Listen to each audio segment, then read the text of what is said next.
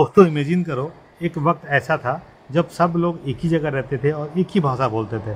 उस समय उन्होंने सोचा कि हम एक ऐसी बिल्डिंग का निर्माण करते हैं जो ज़मीन से लेकर आसमान तक जाती हो, और उस बिल्डिंग का उन्होंने नाम दिया था टावर ऑफ बाबेल।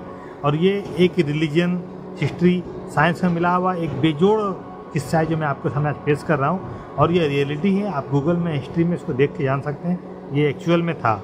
इसकी बात हम आगे बात करेंगे आपसे।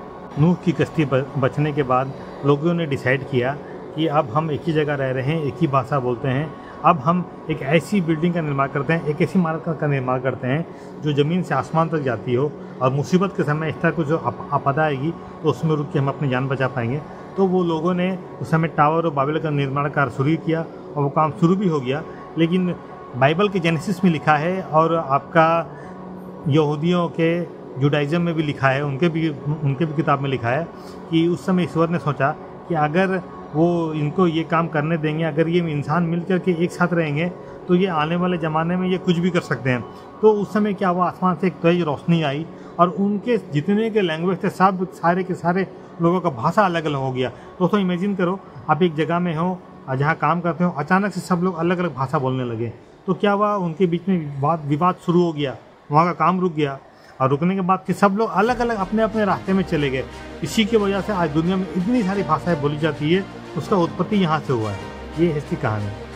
आर्कियोलॉजी से जुड़े हुए लोग कहते हैं कि इराक में एक ऐसा जिगुराट मिला है जिसका निर्माण कार्य इतनी बड़ी पैमाने में हो रहा था जो शायद आसमान तक जाने वाला था। और सुमेरियन और बेबीलोन के लोग भी, उनकी भी किताबों में ये जिक्र आया है कि लोग जो थे मिल करके आसमान तक जाने वाली एक इमारत का निर्माण कर रहे थे। तो इसी तरफ हम आते हैं साइंस की तरफ। साइंस का कहना है कि दुनिया की जितनी भाषाएं हैं वो सारी की सारी एक ही प्रोटोटाइप से ली गई हैं। हमारे ब्रेन में जो लैंग्वेज सेंटर है ब्रोकास, उसका विकास भी 50,000 की मेटाफोर तो हो सकती है, लेकिन इस कहानी से हमें ये पता चलता है कि एक वक्त में सारे लोग एक ही भाषा बोलते थे। सवाल तो ये भी उठता है, क्या एक ज़माना था जहाँ सब लोग एक ही भाषा बोलते थे, या फिर आने वाले ग्लोबल ज़माने में ये भी हो सकता है कि सारे लोग फिर से मिल करके फिर से इस तरह की कोई गतिविधि कर सकते हैं।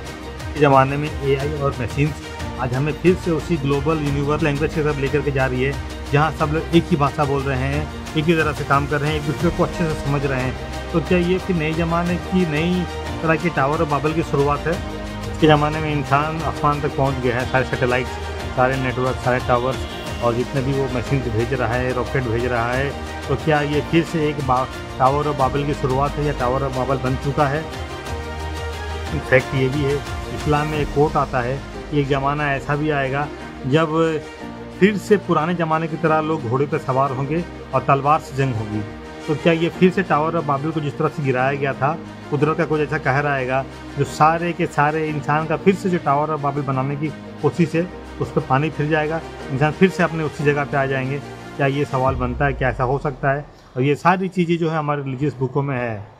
सब्सक्राइब जरूर करिएगा, हम आगे इसी तरह की कहानी खबर आपके पास लेकर के आते रहेंगे। बाकी जय हिंद, अपना ख्याल रखिएगा, अपने छोटों से प्यार और बड़ों को सम्मान देते रहिएगा। जय हिंद।